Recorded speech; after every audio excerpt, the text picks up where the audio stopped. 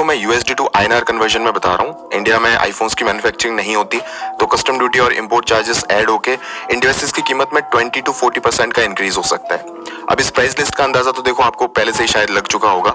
Interestingly कुछ reports की अगर माने तो आईफोन 12 और 12 मैक्स इन दोनों डिवाइसेस के LTE यानी कि 4G वेरिएंट्स भी लॉन्च हो सकते हैं, जिनकी कीमत स्टार्ट होगी 549 USD यानी कि सिर्फ 40,000 रुपए से। अब अगर आप इंडिया से बाहर अमेरिकन या फिर यूरोपियन जैसी कंट्री वगैरह में रहते हो तब तो ठीक है, पर इंडिया में इस 40,000 रुपए में भी अप टू 40% का टैक्स ऐड हो सकता है। पर फिर भी आईफोन 12 सीरीज एप्पल की अब तक की मोस्ट अफोर्डेबल लाइन में रिन्यू होने वाला है, thanks to its competitors and rival brands. अब देखो एप्पल एज अ ब्रांड किसी भी दूसरी कंपनी को अपना कॉम्पिटिटर कंसिडर नहीं करता, पर deep down market shares and product values में काफी ब्रांड्स एप्पल के कस्टमर्स तोड़ रहे हैं। इस लॉजिक के बहुत से परसेप्शंस बन सकते हैं, पर एप्पल जैसे ब्रांड के लिए 2020 में $300 का आईफोन ऐसे लॉन्च करना एक स्ट्रेट हिंट है कि अब लोग पूरी तरह से अंधभक्त नहीं रहे। बिल्ड एंड डिजाइन की अगर बात करें तो आईफोन 12 सीरीज के डिवाइसेस पुराने आईफोन्स जैसे आईफोन 4 और 5 की तरह ही बॉक्सी शेप में आने वाले हैं, यानी कि जो साइड बार्स हैं वो आईफोन 10 की तरह कर्व नहीं होने वाले बल्कि ये स्लैब डिजाइन होगा, which in my opinion looks really amazing. Form factor भी काफी कॉम्पैक्ट होगा क्योंकि डिस्प्ले साइज भी अब की बार 5.4 इंच से शुरू होने वाली है।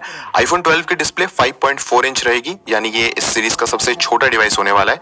फिर आते हैं आईफोन 12 मैक्स और 12 प्रो पे, जिनकी डिस्प्ले 6.1 इंच रहेगी। और फाइनली अगर आपको सबसे बड़ी डिस्प्ले चाहिए तो वो आपको मिलेगी 6.7 इंच की आईफोन 12 प्रो मैक्स में।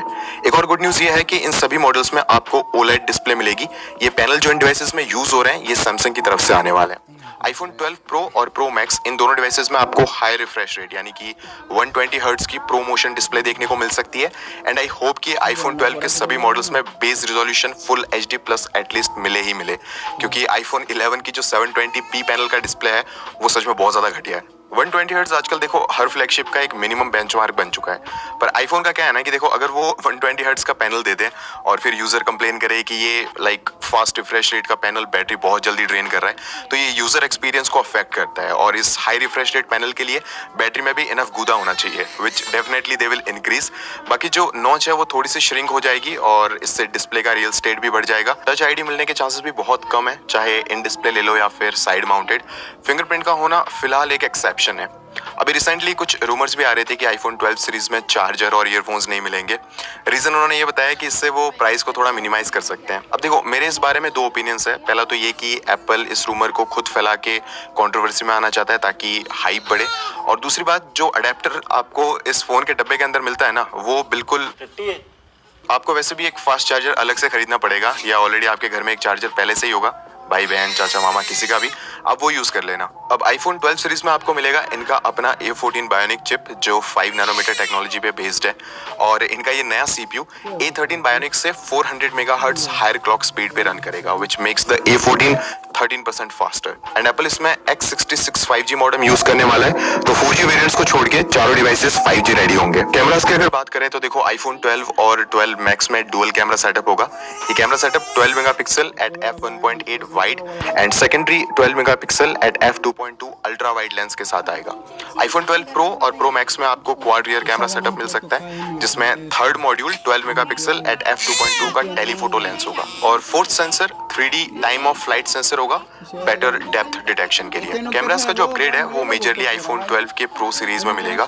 साथ ही एक बड़ी चीज, वीडियो मोड में आप इसके मेन सेंसर से 4K में 240 FPS तक वीडियो कैप्चर कर पाओगे। दिस इज समथिंग जो अभी तक कोई दूसरा मोबाइल ब्रांड नहीं कर पाया। लेट्स सी कि आईफोन इसे कितनी आगे तक ले जा सकता है। वीडियो में आगे बढ़ने से पहले गाइस मैं आप लोगों को डॉक्टर फोन व्हाट्सएप ट्रांसफर के बारे में बताना चाहता हूँ। इस सॉफ्टवेयर की हेल्प से आप अपने iOS से एंड्रॉइड या फिर एंड्रॉइड से iOS डिवाइस में अपने व्हाट्सएप की सारी चैट एंड सारा डेटा सिर्फ एक क्लिक करके ट्रांसफर कर सकते हो।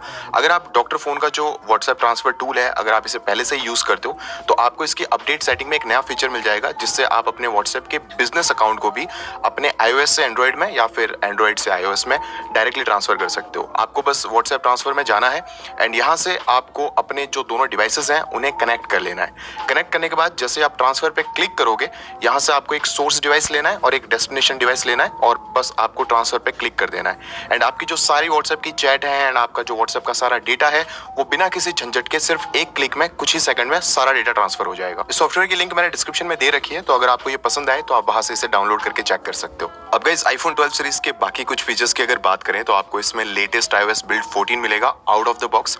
iOS 14 भी अब एंड्रॉइड की तरह काफी कस्टमाइजेबल हो गया है। वाटर एंड डस्ट प्रोटेक्शन के लिए इसमें IP68 सर्टिफिकेशन भी रहेगा और बाकी सारे आईफोन्स के जनरल फीचर्स तो इसमें मिलने ही मिलने हैं, जैसे दोस्तों के सामने चौड़, समाज में इज्जत और मिडिल क्लास